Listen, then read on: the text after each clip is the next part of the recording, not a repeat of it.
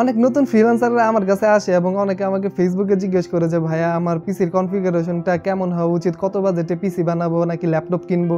ওদেরকে সাজেশন দেওয়ার জন্য বা ওদেরকে বোঝানোর জন্য আমাকে ফার্স্টে ওদেরকে জিজ্ঞেস করতে হয় যে তুমি কোন ক্যাটাগরিতে কাজ করবা। তো আপনারা যারা আমার এই ভিডিওটি দেখতেছেন আপনাদের কাছে আমার সবার আগে প্রশ্ন যে আপনি আসলে কোন ক্যাটাগরিতে কাজ করতে যাচ্ছেন। ফ্রিল্যান্সিং তো আসলে মনে করেন অনেক বড় একটা ব্যাপার। ধরেন একটা গাছ, একটা ফ্রিল্যান্সিং এবং এটার অনেকগুলা ডালপালা আছে, মানে অনেক ক্যাটাগরি আছে, আবার সেইগুলোর অনেক শাখা প্রশাখা আছে। তো এইরকম বিষয়টা। তো ফ্রিল্যান্সিং এ যেহেতু অনেকগুলো ক্যাটাগরি আছে, তো এক একটা কাজের জন্য এক এক ধরনের পিসির কনফিগারেশন দরকার। যেমন ধরেন আপনি ডাটা এন্ট্রির কাজ করতে যাচ্ছেন, বা আপনি কন্টেন্ট রাইটিং এর কাজ করতে চাচ্ছেন, বা আপনি মার্কেটিং এর কাজ করতে চাচ্ছেন, বা হচ্ছে গিয়ে আপনি ওয়েব ডেভেলপিং এর কাজ করতে চাচ্ছেন, তাহলে কিন্তু আপনার হাই কনফিগারেশনের পিসি প্রয়োজন না। মানে আপনার কিন্তু তখন অনেক ভারী ভারী সফটওয়্যার ইউজ করতে হচ্ছে না, আপনার অ্যানিমেশনের কাজ করতে হচ্ছে না, গ্রাফিক ডিজাইনের কাজ করতে হচ্ছে না।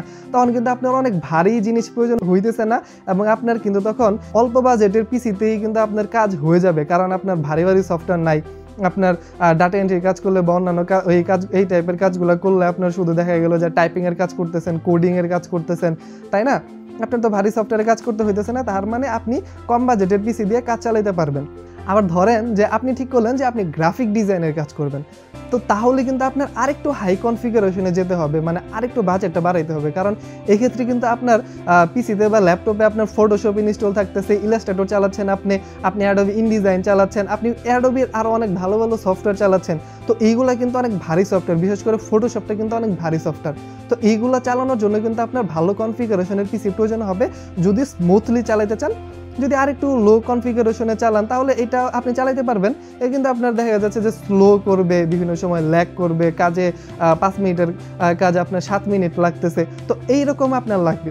আবার আপনি যদি আরও হাই লেভেলের কাজ করেন, যে আপনি ভিডিও এডিটিং করেন, আপনি 4K ভিডিও এডিটিং করেন, আপনি হচ্ছে গিয়ে অ্যানিমেশনের কাজ করেন, আপনি এই টাইপের অনেক অনেক ভারী ভারী কাজ করেন, তাহলে কি আপনার আরও ভারী ভারী সফটওয়্যারের প্রয়োজন পড়তেছে। Adobe Premiere Pro, Adobe after effect, এইরকম ভারী ভারী সফটওয়্যারের প্রয়োজন পড়তেছে, যেগুলো দিয়ে আপনি হচ্ছে 2D 3D এর কাজ করতেছেন, আপনি ভিডিও এডিটিং করতেছেন, তখন কিন্তু আপনার আরও অনেক হাই কনফিগারেশনের পিসি প্রয়োজন। মানে তখন আপনার বাজেটটা একদম হাই হইতে হবে। ওই যে অনেকে বলে না যে গেমিং পিসি, আপনারও ওই টাইপের পিসি বানাইতে হবে, কিন্তু আপনি সেটাতে গেমিং করবেন না, আপনি সেটাতে আপনার কাজ করবেন। ঠিক আছে, আশা করি আপনারা বুঝতে পারছেন যে আপনার কেমন পিসি, মানে বাজেটটা কেমন প্রয়োজন। এরপরে অনেকের প্রশ্ন হচ্ছে যে ভাইয়া আমি ল্যাপটপ কিনবো নাকি ডেস্কটপ কিনবো। তো এইটা আপনাকে বুঝতে হলে আপনার এই দুটার মধ্যে পার্থক্য খুঁজে বের করতে হবে। ল্যাপটপের দুইটা বেনিফিট আছে, যেটার হচ্ছে একটা যে আপনি কারেন্ট চলে গেলেও আপনি এটাকে ইউজ করতে পারবেন, যেহেতু এটা চার্জে চলে, এবং তার পরের বেনিফিট হচ্ছে এটা আপনি ক্যারি করতে পারবেন। মানে আপনার হচ্ছে আপনি বাসায় কাজ করতে চান, আবার অফিসে কাজ করতে চান, আবার অন্য জায়গায় নিয়ে যেতে চান, আপনার ক্যারিং করতে এটা সুবিধা হবে। আর ডেস্কটপে আপনি ক্যারি করতে পারতেছেন না, আর ডেস্কটপে আপনার কারেন্ট চলে গেলে আপনি ইউজ করতে পারতেছেন না। কিন্তু আবার প্রফেশনাল কাজ করতে গেলে আপনার কিন্তু তখন অত ক্যারি করার প্রয়োজন পড়বে না, তাই না? আপনার এইখান থেকে আরেক জায়গায় নিয়ে যেতে হবে না, আপনার অফিসে একটা নির্দিষ্ট অফিস থাকবে বা হোম অফিস থাকবে, তাই না? আপনি সেইখানেই কাজ করবেন, আপনি যেহেতু একজন প্রফেশনাল ফ্রিল্যান্সার হবেন, তাই না? তো এইটা ছিল ল্যাপটপের দুইটা সুবিধার কথা। কিন্তু এখন ধরেন আপনার বাজেট 50,000 টাকা, এখন আপনি চাচ্ছেন যে একটা ল্যাপটপ কিনতে। এখন আমি আপনাকে ফার্স্টে জিজ্ঞেস করবো যে আপনি কোন ক্যাটাগরিতে কাজ করবেন। আপনি যদি ওই যে এন্ট্রি লেভেলের কাজ করেন, যেটা আগে বুঝাইলাম, ওই ধরনের কাজ করে থাকলে তখন আমি আপনাকে বলবো যে হ্যাঁ আপনি ল্যাপটপ ইউজ করতে পারেন, কারণ ল্যাপটপে আপনি আপনার কাজগুলো স্মুথলি করে ফেলতে পারবেন, সমস্যা হবে না। কিন্তু তারপর দেখা যাবে যে তারপরও আপনি যদি আরও ভালো পারফরমেন্স চান, তখন কিন্তু আপনাকে অবশ্যই ডেস্কটপে আসতে হবে।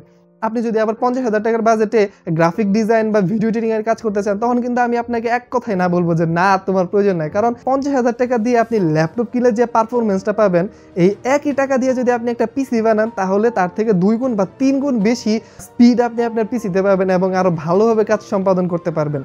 এক্ষেত্রে আমি আপনাকে আমার নিজের এক্সপিরিয়েন্সের একটা উদাহরণ দিই। আমি তো যেই ল্যাপটপটা ইউজ করি আপনাদেরকে দেখালাম, সেটা আমি কিনেছিলাম 52,000 টাকা দিয়ে।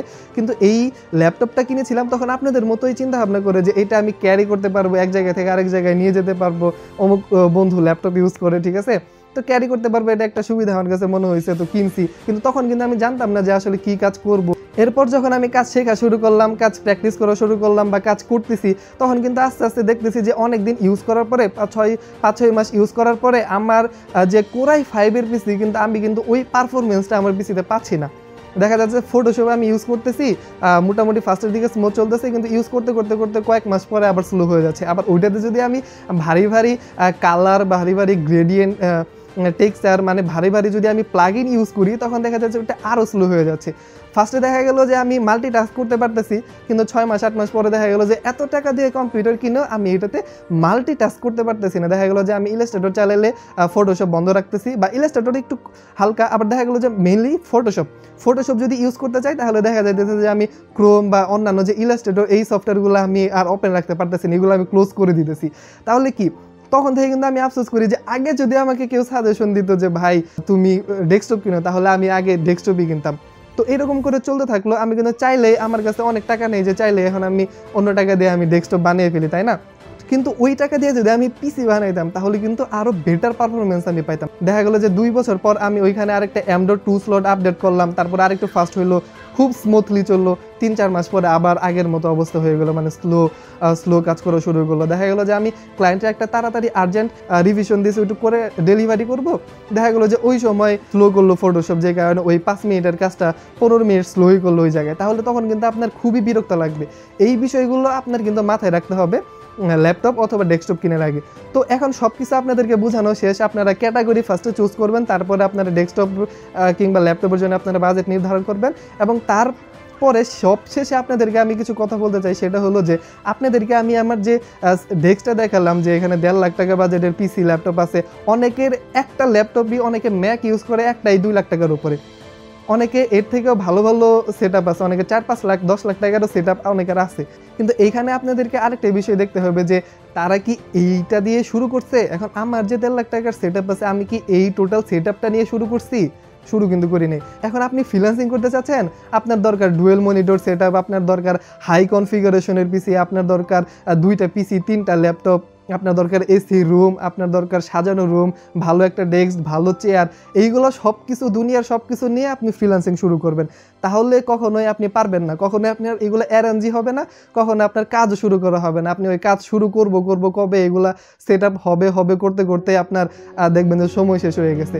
তো আপনার বর্তমানে যেটা আছে, ধরেন আপনার কাছে পুরাতন ল্যাপটপ বা পুরাতন ডেস্কটপে আছে, যেটা আছে সেটা দিয়ে আপনি কাজ শেখা শুরু করবেন।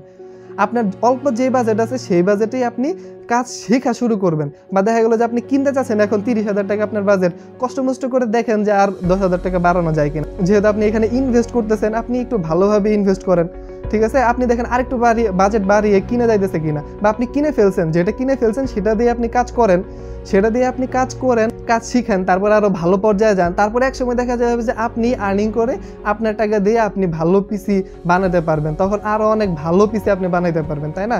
সবার শেষে আমি আপনাদেরকে সারমর্মটা বলে দিচ্ছি যে আপনি যদি পিসি কিনে না থাকেন, তাহলে আপনি দেখেন যে কোন ক্যাটাগরিতে আপনি কাজ করবেন। এইটা আপনি সিলেক্ট করার পর আপনি পিসি বা ডেস্কটপ আপনি চুজ করেন, সেই বাজেটে ঠিক করে আপনি সেইটা কিনেন। এখন আপনি যদি পিসি বা ল্যাপটপ অলরেডি কিনে থাকেন, আপনার তো হাতে আর অপশন নাই, চাইলে আপনি ভালো বাজেটে হাই কনফিগারেশন পিসি কিনতে পারছেন না, তাহলে আপনার যা আছে সেটা দিয়ে আপনি লেগে থাকেন, সেটা দিয়ে আপনি কাজ করতে থাকেন। ইনশাআল্লাহ আল্লাহ তাআলা এক সময় আপনাকে তৌফিক দিবে ভালো একটা পিসি কেনার, ভালো একটা সেটআপ আপনার তৈরি করার। কারণ শুরুর দিকে কিন্তু কারোরই এটা থাকে না। আপনি ফেসবুকে সবার ডেস্ক দেখবেন, ফেসবুকে সবার স্টুডিও দেখবেন, সেটআপ দেখবেন, সেটা কিন্তু সবারই শুরুর দিকের না, সবারই কিন্তু সাকসেস হওয়ার পরেরটা আপনি দেখতেছেন। কিন্তু সবার সাকসেস হওয়ার আগে যেটা ছিল সেটা আপনাকে দেখতে হবে, সেটা আপনাকে ভাবতে হবে, কারণ সবাই কিন্তু ওই ছোট্ট জিনিস থেকে শুরু করে বড় হয়। তো সবার শেষে আপনাদেরকে এইটুকুই বলবো যে আপনারা কেউ থেমে থাকবেন না, সবাই সময় নষ্ট না করে কাজ করেন। কাজ করলে অবশ্যই এক সময় সাকসেস হবেন, আপনাদের স্বপ্ন পূরণ করতে পারবেন। আর যদি কাজ না করেন তাহলে আপনার দ্বারা আসলে ফ্রিল্যান্সিং হবে না। আপনার শুধু টিউটোরিয়ালই দেখে যেতে হবে, আপনার শুধু এগুলো চিন্তাই করতে হবে, এক সময় ফুরিয়ে যাবে, চাকরি বাকরি বা অন্য কাজের জন্য ছুটবেন। তো অনেক কথাবার্তা বলে ফেলছি। এইরকম যদি আরও সাজেশন প্রয়োজন হয় তাহলে কমেন্ট বক্সে জানাবেন। একটু প্লিজ কমেন্ট বক্সে জানাবেন যে কেমন লাগলো ভিডিওটা, কারণ রোজা থেকে সারাদিন আপনাদের জন্য এই ভিডিওটা বানাইছি। তো কমেন্ট বক্সে আশা করি সবাই একটা করে মতামত জানাবেন যে কেমন লাগলো আপনার ভিডিওটা, বা এইরকম আরও ভিডিও চাচ্ছেন কিনা, বা আরও যদি কোনো সাজেশন প্রয়োজন হয় তাহলে কমেন্ট বক্সে আপনারা জানাবেন। আর ভিডিওটাতে অবশ্যই একটা লাইক দিয়ে শেয়ার করবেন। তো দেখা হচ্ছে পরবর্তী ভিডিওতে, সেই পর্যন্ত সবাই ভালো থাকবেন। আল্লাহ হাফেজ।